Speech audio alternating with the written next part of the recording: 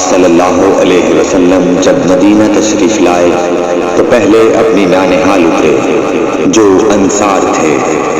اور وہاں آپ نے 16 یا 17 ماہ بیت المقدس کی طرف منہ کر کے نماز پڑھی،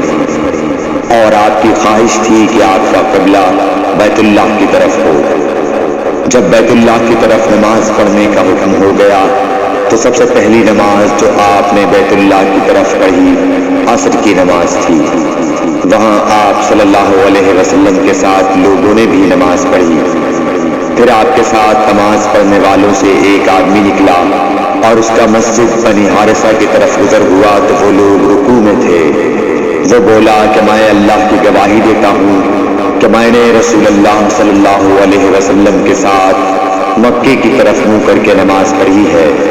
یہ سن کر وہ لوگ اسی حال میں بیت اللہ کی طرف گھوم گئے، اور جب رسول اللہ صلی اللہ علیہ وسلم بیت المقدس کی طرف منہ کر کے نماز پڑھا کرتے تھے، یہودی اور عیسائی خوش ہوتے تھے، مگر جب آپ نے بیت اللہ کی طرف منہ پھیر لیا تو انہیں یہ امر ناگوار ہوا۔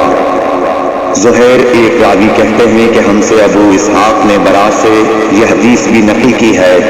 کہ قبلہ کی تبدیلی سے پہلے کچھ مسلمان انتقال کر چکے تھے، تو ہمیں یہ معلوم نہ ہو سکا کہ ان کی نمازوں کے بارے میں کیا کہیں۔ تب اللہ نے یہ آیت نازل کی،